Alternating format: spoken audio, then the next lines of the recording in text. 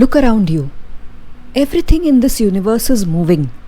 The blood pumping through your veins, the planets orbiting distant suns, even the atoms inside the screen you are staring at right now. The universe isn't a static machine, it's a dance. But what happens when the dance stops? And more importantly, who is the dancer? This is Nataraja.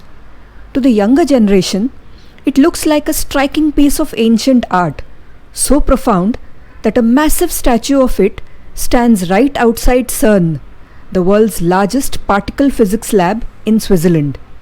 To our elders, it's the ultimate form of divine protection, but hidden beneath the surface of this single image is an ancient psychological thriller, a story of a massive rebellion, a terrifying monster that we all fight every single day, and the secret to surviving the chaos of the modern world.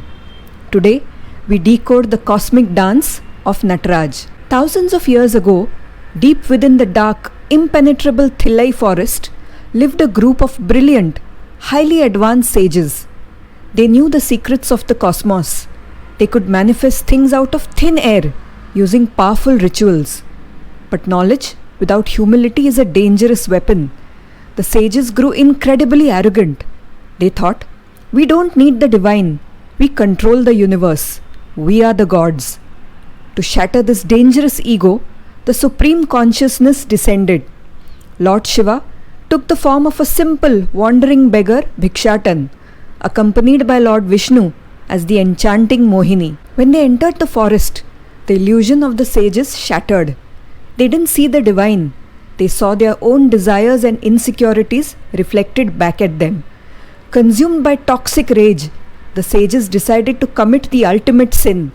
They weaponized their spiritual power to murder the intruders.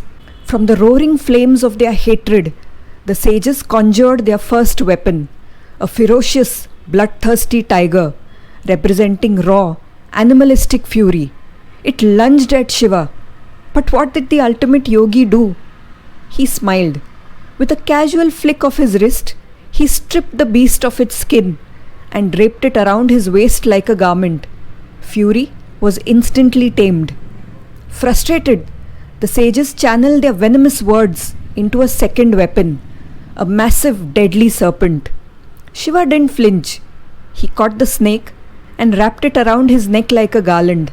The venom of malice became an ornament of grace. Now desperate, the sages pooled every ounce of their pride, arrogance, and spiritual blindness into one final, horrific monster, a demon named Apasmara. Apasmara charged at Shiva to attack and kill him. Now, look closely at the Nataraja form. Who is that figure trapped beneath Shiva's right foot? That is Apasmara. He represents the greatest enemy of human progress, spiritual ignorance, ego, and laziness.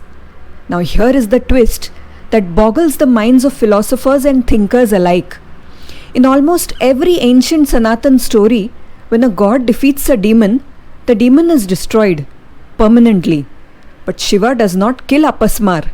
He only places his right foot firmly on his spine, pinning him to the earth. Why? Because ancient Sanatan philosophy realized something profound. Ignorance cannot be completely destroyed. Without darkness, how would you recognize the light?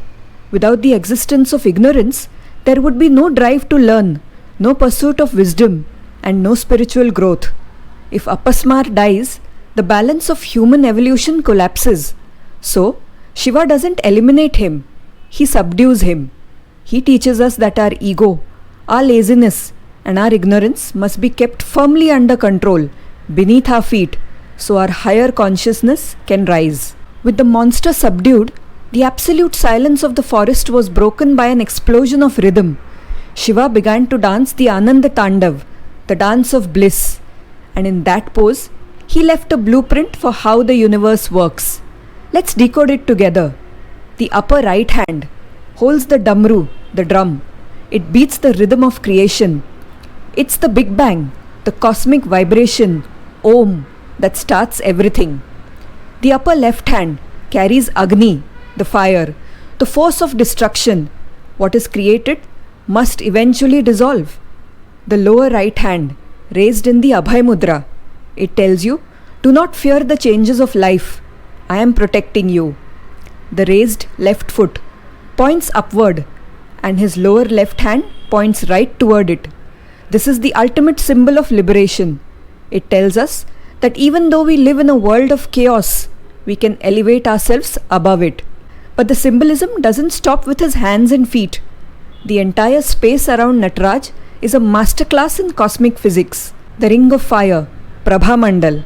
Look at the massive circle of flames framing the entire deity. This is the Prabha Mandal. It represents the manifest universe itself, the endless cyclic nature of time, space, and matter. Shiva dances within it, but he is not consumed by it. He is reminding us that while the physical world is a constant cycle of change, the soul remains eternal. The dreadlocks and river Ganga. Notice how his hair is untied, flying wildly in all directions from the sheer momentum of his movement. This represents the untamed power of nature, and caught right in those spinning dreadlocks is the goddess Ganga.